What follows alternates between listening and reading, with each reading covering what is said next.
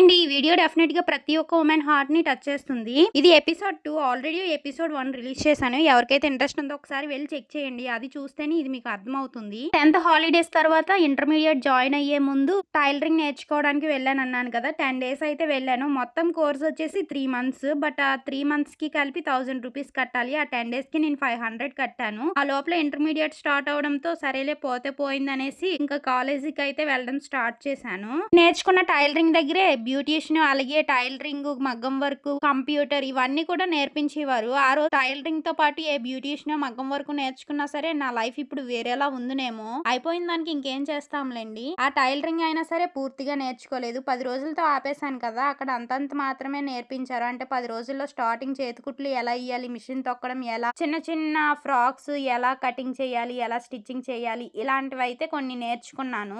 కొన్ని రోజులు నేర్చుకున్నానో లేదో వెంటనే మా అమ్మాల చేత అయితే మిషన్ కొనిపించుకున్నాను. బుర్ర తినేసి మరీని. అది కొనుక్కున్నందుకు ఏదో రకంగా ఉపయోగపడిందనే చెప్పాలి. ఎందుకంటే ఆ రోజుల్లో మా అమ్మాల చీరలకు ఫాల్ వేయడం, లేదంటే లంగాలు కుట్లు వేయడం, ఇలాంటి చిన్న చిన్న పనులన్నీ కూడా నేను ఇంట్లోనే చేసేదాన్ని. తో పాటు ఏదో రకంగా బ్లౌజెస్ మెల్లగా కట్ చేసి కుట్టడం కూడా నేర్చుకున్నాను. అలా అని బయట వాళ్ళు కాదు, మా అమ్మాలు అయితే ట్రై చేసేదాన్ని. మెల్లగా ఏదో రకంగా బ్లౌజ్ అయితే కటింగ్ చేసి కుట్టడం వచ్చేది. బట్ కొన్ని సెట్ అయితే కొన్ని సెట్ అయ్యేవి కాదనమాట. అసలు మినిమం నాలెడ్జ్ లేదు కదా. అయినా సరే ఇలా ట్రై చేస్తూ ఉండేదాన్ని. ఇంటర్మీడియట్ లో జాయిన్ అయ్యాను కదా. అప్పటి వరకు తెలుగు మీడియం, సడన్ గా ఇంగ్లీష్ మీడియం లో జాయిన్ అయ్యాను. అందులో కూడా ఎంపీసీ గ్రూప్ అయితే తీశాను. నేనేదో పెద్ద బ్రిలియంట్ అని చెప్పను. చదువులో అంతంత మాత్రమే. మొత్తానికి ఏదో తిప్పలు పడి బాగా చదివి అతి కష్టంతో ఇంటర్ పాస్ అయ్యాను.